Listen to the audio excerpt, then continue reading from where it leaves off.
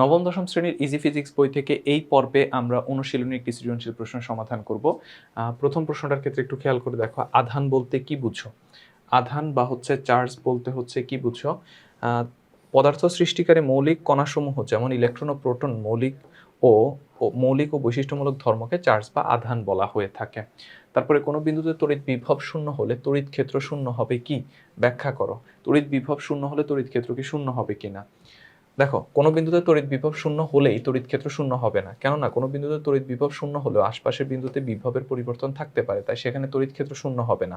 এছাড়াও তড়িৎ বিভব হলো একটি স্কেলার রাশি, অন্যদিকে তড়িৎ ক্ষেত্র হলো একটি ভেক্টর রাশি, আর এটি আসলে তড়িৎ বিভবের স্থানগত পরিবর্তনের হার। এই জন্য তড়িৎ বিভব শূন্য হলেই তড়িৎ ক্ষেত্র শূন্য হওয়ার যৌক্তিকতা নেই। মানে একটা বিন্দুতে বিভব শূন্য হবে বলে যে ক্ষেত্র শূন্য হয়ে যাবে, ব্যাপারটা এরকম না। আচ্ছা, এরপরে আমাদের উদ্দীপকে কি বলেছে? রিমা চুল আঁচড়ানোর পর দেখতে পেল তার চিরুনি ছোট ছোট কাগজের টুকরাকে আকর্ষণ করছে। সীমা বলল চিরুনিটি ধনাত্মকভাবে আহিত হয়েছে, যার জন্য এটা ঘটেছে।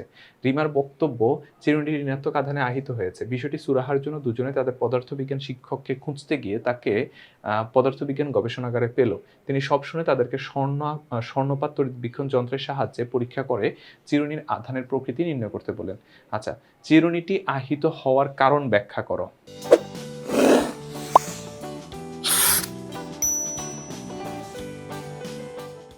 ঘর্ষণের ফলে যে কোনো বস্তু আহিত হতে পারে। বস্তুসমূহের ইলেকট্রনের আসক্তির উপর নির্ভর করে আধানের টাইপ নির্ধারিত হয়। রিমা চুল আঁচড়ানোর সময় তার চুল এবং চিরুনির মাঝে ঘর্ষণ হয়। চিরুনির ইলেকট্রন আসক্তি চুলের চেয়ে বেশি হওয়ায় চুল থেকে ইলেকট্রন চিরুনিতে প্রবাহিত হয়, ফলে চিরুনি ঋণাত্মক আধানে আহিত হয়। রিমা যখন এই নেগেটিভ চার্জযুক্ত চিরুনিটি কাগজের টুকরার কাছে আনে, তখনই কাগজের টুকরার কাছাকাছি অংশগুলো পজিটিভ চার্জে আবেশিত হয়, তখনই চিরুনির নেগেটিভ চার্জগুলো আকর্ষণ করে। তাহলে মূল ব্যাপারটা কি ছিল? মূল ব্যাপারটা ছিল যে তোমার ঘর্ষণের ফলে যার ইলেকট্রন আসক্তি বেশি, মানে ইলেকট্রন নেওয়ার ইচ্ছা বেশি, সে আসলে বেশি ইলেকট্রন গ্রহণ করে ঋণাত্মক চার্জে চার্জিত হয়ে যায়। এখানে চিরুনির ক্ষেত্র তাই ঘটেছে। ঘ নাম্বার প্রশ্ন হলো, যন্ত্রটির সাহায্যে কিভাবে চিরুনি আধানের প্রকৃতি নির্ণয় করে? মানে এখানে তড়িৎবীক্ষণ যন্ত্র আধানের প্রকৃতি নির্ণয় কিভাবে কাজ করে।